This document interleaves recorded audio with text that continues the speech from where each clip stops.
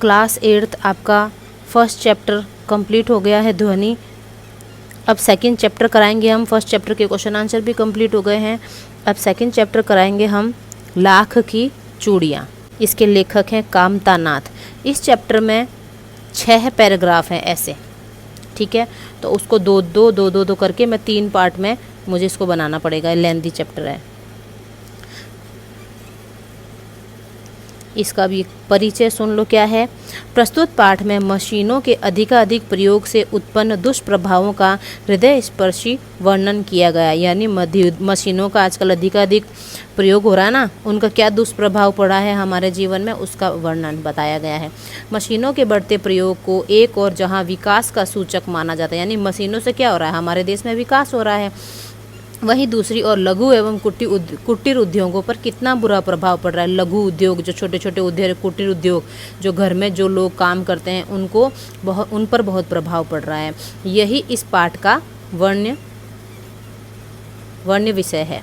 एक और जहां इस मशीनी युग में कितने हाथों से काम छिन गया है, वहीं दूसरी ओर इन उद्योगों में हानि होते देखकर लोग पैतृक उद्यम छोड़कर नया उद्यम करने को विवश हो रहे हैं या रोजगारहीन हो रहे हैं। यानी कि कई लोगों का जो पैतृक काम था, पैतृक जो उद्योग होते हैं ना, वो कई लोग घरों में बनाते थे, उनका जो पीढ़ी दर पीढ़ी जो पुरखों से काम हुआ चला जा रहा है, लोग वही काम करते थे। लेकिन आजकल क्या है ना, मशीनों के उद्योग होने से, मतलब जो भी कारखाने हैं वहाँ पर मशीनों का काम होने की वजह से ये जो लोगों का पैतृक उद्योग है वो कम चल रहा है। यानी वो लोग बेरोजगार हो रहे हैं। पैतृक उद्योग छोड़ करके लोग नए नए उद्योग कर रहे हैं, जिसमें वो लोग भी तो चाहते हैं ना भाई हमारे भी जो कारखाने हैं, जो हमारे काम है उसमें मशीनों का काम हो। आजकल सारा का सारा काम मशीनों से हो रहा है, तो लोग रोजगारहीन हो जा रहे हैं, यानी बेरोजगार हो जा रहे हैं। इस पाठ में मशीनी युग का शिकार हुए व्यक्ति बदलू की पीड़ा का मार्मिक वर्णन है। बदलू नाम का एक व्यक्ति है इस चैप्टर में, उसी के इर्द गिर्द ये पूरी स्टोरी घूमती है, ठीक है। इसके शब्दार्थ नहीं करने हैं, सिर्फ चैप्टर सुन लो क्या है। इसके जो इससे रिलेटेड जो क्वेश्चन आंसर है वो बताऊंगी मैं। आप एक बार कंप्लीट से चैप्टर ही अच्छे से सुन लोगे तो जो भी क्वेश्चन पुट अप होगा, जो भी क्वेश्चन आता है एग्ज़ाम में या जो भी क्वेश्चन पूछा जाता है, वो आप इजीली खुद उसका आंसर दे सकते हो। जब तक आप चैप्टर ध्यान से नहीं सुनोगे, आप इसके आंसर खुद नहीं कर पाओगे, ठीक है, एग्ज़ाम में। ये पैराग्राफ 1 है, इसको बता रही हूँ। सारे गांव में बदलू मुझे सबसे अच्छा आदमी लगता था, क्योंकि वह मुझे सुंदर सुंदर लाख की गोलियां बना कर देता था। ये स्टोरी है, ये लेखक सुना रहा है, ठीक है। लेखक को बदलू ही पूरे गांव में अच्छा लगता था। मुझे अपने मामा के गांव जाने का सबसे बड़ा चाव यही था। मामा का गांव, उसके मामा के गांव था, वहाँ जाता था वो, वहाँ पर बदलू रहता था, तो उसको बड़ा शौक था मामा के गांव जाने का, क्योंकि वो जो बदलू था वो लाख की सुंदर सुंदर चूड़ियाँ बनाता था, वो लाख की गोलियाँ बना के देता था लेखक को खेलने के लिए, लेखक को। जब मैं वहाँ से लौटता था तो मेरे पास ढेर सारी गोलियाँ होती, रंग बिरंगी गोलियाँ जो किसी भी बच्चे का मन मोह लेती थी, यानी सब बच्चों का दिल जीत लेती थी। ऐसी कलरफुल गोलियाँ होती थी लाख की। वैसे तो मेरे मामा के गांव का होने के कारण मुझे बदलू को बदलू मामा कहना चाहिए था, वो उसके मामा के गांव था, तो इस नाते उसका रिलेशन क्या होना था बदलू से, बदलू मामा। लेकिन मैं उसे बदलू मामा नहीं कहकर बदलू काका कहा करता था। क्यों? क्योंकि गांव के सभी बच्चे उसे कहा करते थे, गांव के सब बच्चे उसको बदलू काका कहते थे।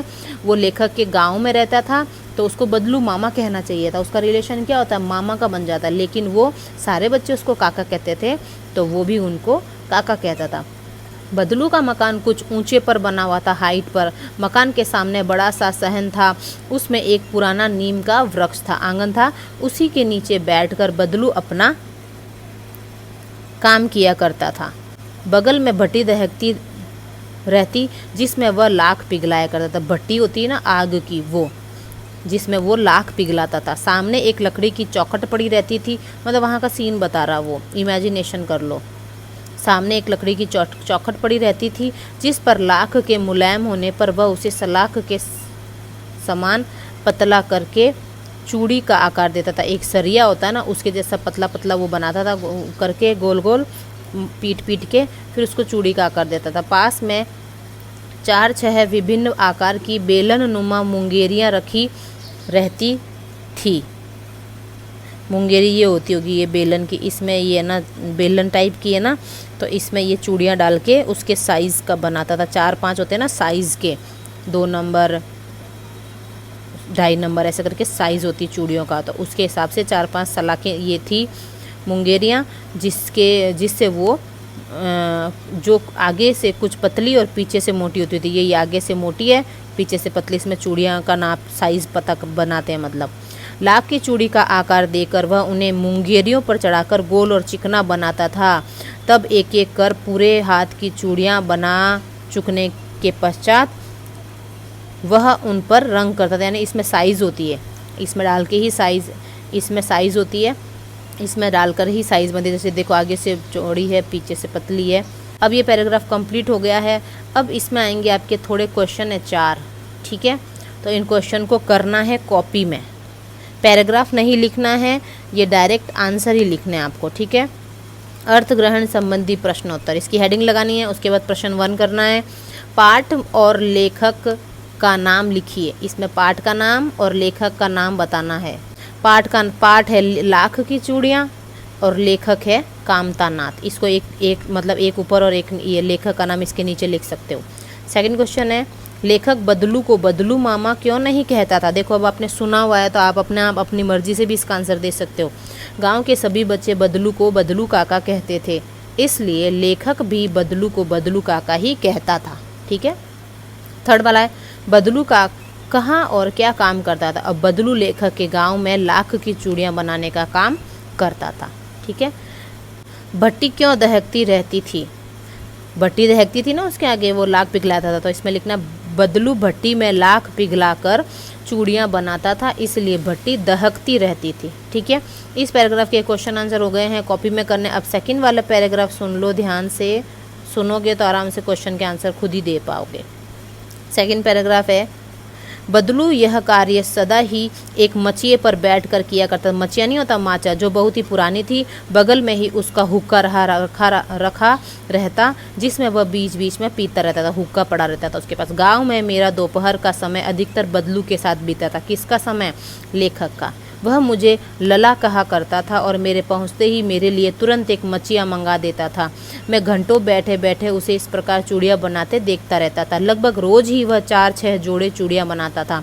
पूरा जोड़ा बना लेने पर वह उसे बेलन पर चढ़ाकर कुछ क्षण मतलब कुछ पल चुपचाप देखता रहता, मानो वह बेलन न होकर किसी नववधू की कलाई हो। यानी कि वो आइडिया लगाता था कि इस साइज़ की चूड़ियाँ, मतलब इसमें कैसे बनेगी, किस साइज़ की चूड़ियाँ बनाओ, ऐसे करके सोचता था। बदलू मनिहार था, कोई कास्ट होगी, जैसे लाख की लोहार होता है, सुनार होता है, वैसे मनिहार था जो चूड़ियाँ बनाने का काम करते हैं। चूड़ियाँ बनाना उसका पैतृक शौक था, यानी पुरखों से उसका यही काम था, पीढ़ी दर पीढ़ी। और वास्तव में वह बहुत ही सुंदर चूड़ियाँ बनाता था। उसकी बनाई हुई चूड़ियों की खपत भी बहुत थी, यानी कि मांग थी बहुत, जैसे बनाता था बिक जाती थी। उस गांव में तो सभी स्त्रियां उसकी बनाई हुई चूड़ियाँ ही पहनती थी। आसपास के गांव के लोग भी उससे चूड़ियाँ ले जाते थे, परंतु वह कभी भी चूड़ियों को पैसों से नहीं बेचता था। उसका अभी तक वस्तु विनिमय का तरीका था, और लोग अनाज के बदले उसे चूड़ियाँ, मतलब वो चूड़ियों के बदले पैसे नहीं लेता था, वो बेचता नहीं था चूड़ियाँ। लोग उससे चूड़ी ले जाते और उसको अनाज देते थे, वस्तु कोई भी चीज़ दे के जाते थे, अनाज देते थे। बदलू स्वभाव से बहुत सीधा था, मैंने कभी भी उसे किसी से झगड़ते नहीं देखा। लेखक बोल रहा है कि वो बहुत सीधा था, मैंने उसको कभी भी किसी से झगड़ा करते नहीं देखा। अब देखो अर्थ ग्रहण संबंधी प्रश्नोत्तर, इसका हेडिंग लगा के फिर ये क्वेश्चन 1 करना है। बदलू कौन था, वह क्या काम करता था। देखो आप लोग थोड़ा कंफ्यूज भी हो रहे होंगे, ये कैसे करना है, ठीक है। आप लोग इसमें कैसे करना है बता रही हूँ मैं। जैसे पहला नंबर लगाया, सारे गांव में बदलू, इतना सा लिखा, फिर डैश डैश डैश डैश करके उन पर रंग करता था। ये नोट करके नंबर 1 लगा के सारे गांव में वो नहीं करते, एक व्याख्या लिखते हैं जैसे जब आता है, सारे गांव में बदलू लिख के डैश डैश डैश लगाना।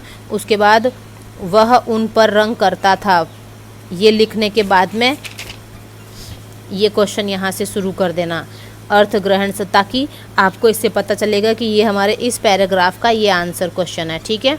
अब इसमें क्या करना है, इसमें सेकंड नंबर लगा लेना, ठीक है। बदलू यह कार्य सदा ही, इतना लिखना, डैश डैश डैश करना, उसे किसी से झगड़ते नहीं देखा। ये समझ लो कि भाई आपने एक पूरा पैराग्राफ नोट डाउन कर लिया है, मतलब पूरा नोट डाउन नहीं करना है, ध्यान से सुनो बेटा। बदलू यह कार्य सदा ही, यहाँ तक लिखना है, फिर ऐसे डैश डैश करते हैं ना, ऐसे डैश डैश डैश डैश करके फिर ये लिखना है, उसे किसी से झगड़ते नहीं देखा। ठीक है, अब है ना ये इसके नीचे फिर आंसर लिखना है अर्थ ग्रहण संबंधी प्रश्नोत्तर। ठीक है, नंबर 1 लगा के लिखना है। बदलू कौन था, वह क्या काम करता था, तो इस पैराग्राफ का ये आंसर है बदलू मनिहार था, चूड़ियाँ बनाने का काम करता था। सेकंड क्वेश्चन है उसके काम की क्या विशेषता थी, तो चूड़ियाँ बनाना उसका पैतृक पेशा था और वह बहुत ही सुंदर चूड़ियाँ बनाता था। ठीक है, थर्ड वाला क्वेश्चन है वस्तु विनिमय क्या है, बदलू अपनी चूड़ियों को कैसे देता था, तो वस्तु विनिमय अर्थात बदलू लोगों से चूड़ियों के बदले पैसे ना लेकर उसके बदले अनाज लेता था, चूड़ियाँ देता व अनाज लेता। फोर्थ क्वेश्चन है गद्यांश के आधार पर बदलू के स्वभाव की विशेषता बताइए, बदलू का बिहेवियर बताना है। बदलू स्वभाव से बहुत सीधा था, वह कभी किसी से झगड़ता नहीं था। ठीक है, ये 2 पैराग्राफ हो चुके हैं, जैसे बताया है इसको ध्यान से सुनना। ये पैराग्राफ कैसे पूरा नोट नहीं करना है, क्या बताया था मैंने, इसको ध्यान से सुनना और फिर क्वेश्चन के आंसर लिखना। इस चैप्टर को पहले दोनों पैराग्राफ ध्यान से सुन के फिर काम करना बेटा, और ध्यान से काम किया करो, मात्राओं की मिस्टेक मत किया करो। और एक बार पिक भेजने से पहले आप खुद ही उसको पढ़ा करो कि मैंने कहीं मिस्टेक तो नहीं कर दी है। ओके।